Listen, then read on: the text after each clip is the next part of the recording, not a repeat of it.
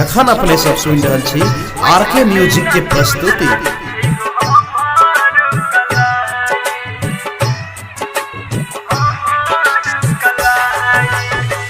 छुट्टी दे द मालिक करके कौन उपाय, छुट्टी दे द मालिक करके कौन उपाय।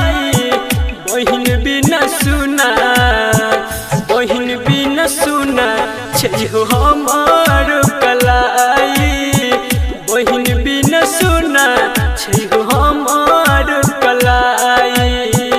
रो रो कहई छहोया जल्दी भाई, रो रो के कहई छहोया जल्दी भाई।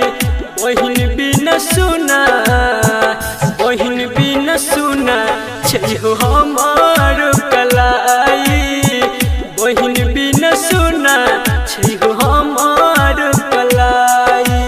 DJ good Madhubani, DJ good Madhubani. एखन अपने सब सुन रहल छी आरके म्यूजिक के प्रस्तुति।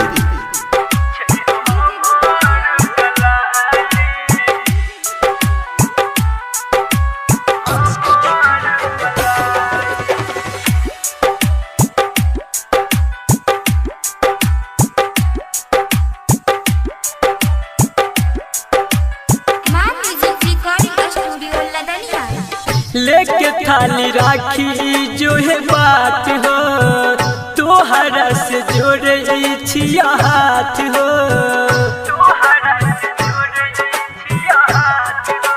हाँ, लेके थाली राखी जो है बात हो, तोहरा से जोड़े छिया हाथ हो।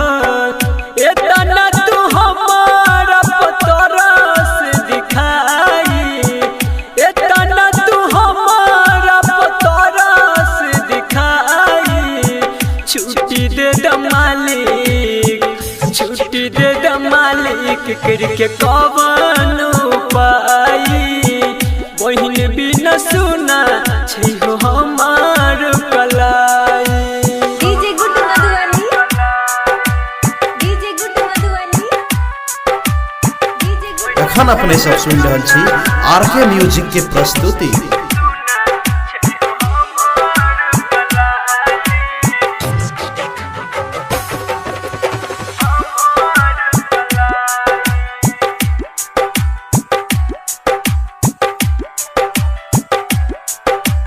मान म्यूजिक रिकॉर्डिंग स्टूडियो लदनिया। बहिन हमर छै बड़ी दुलारी, पार कर लेबै हम डगरी। हाँ, बहिन हमर छै बड़ी दुलारी, पार कर लेबै हम डगरी। हर भजन संदीप सुमन के लेबै हम बुलाई, हर भजन संदीप सुमन के लेबै हम बुलाई। छुट्टी दे द मालिक, छुट्टी दे द मालिक करके कौन उपाय।